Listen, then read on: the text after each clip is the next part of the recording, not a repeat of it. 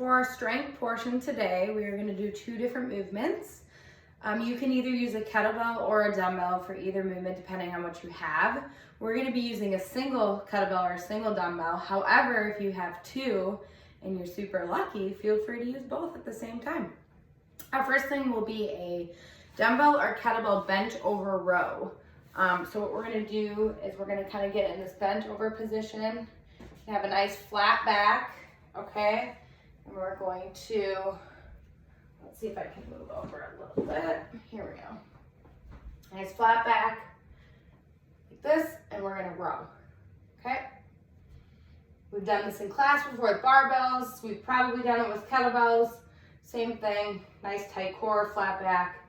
Try to not move your body when you're pulling up, okay? We really want this just to be with our arms and our back. Like I said, if you have two, you can do two at once. You're gonna do 5 sets of 12.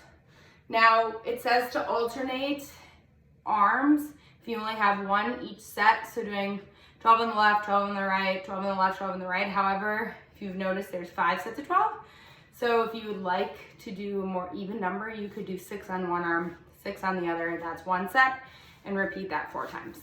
Our next movement is going to be a dumbbell or a kettlebell pull over. This is going to help build lat and pulling strength for pull-ups without actually doing pull-ups or having a pull-up bar.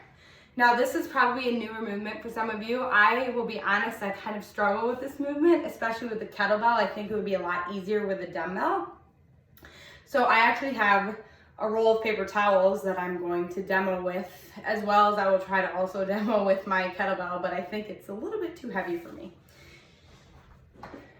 So we're gonna use, also you wanna use a bench. If you have a bench, or maybe you can use a chair, turn it sideways, but you wanna have kind of your back on, you wanna have your shoulder blades on the bench, and you wanna have your head kind of dangling off, but I'm using this chair because this is the best option that I have, and I'm first going to demo with paper towels. This is my dumbbell, super heavy.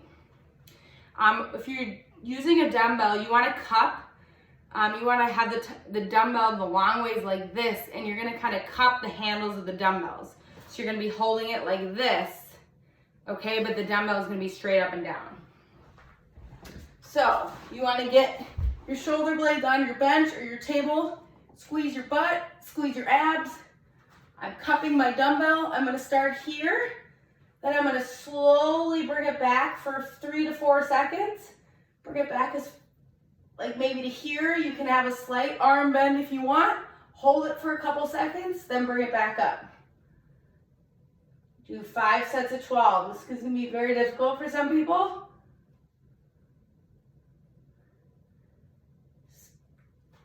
Especially depending how heavy your dumbbell or your kettlebell is. Now I'm going to try it with the kettlebell. This could be a bit of a struggle. So for the dumbbell, you kind of have to figure out the kettlebell, excuse me, you have to figure out the best way to hold it. But I kind of like holding it at the bottom here, just feel like I have more control over it. But I'm gonna get my back on, abs tight, hips tight, start with it up. Then I'm gonna slowly let it go back. This is as far back as I can go, and then come back up. So ideally, I would have a little bit of a lighter kettlebell and I'd be able to go back farther. Again, when you're doing the pulling movement, you don't have to have your arms completely locked out. They can be a little bit bent. And for the dumbbell pulls, it's going to be 5 sets of 12 as well.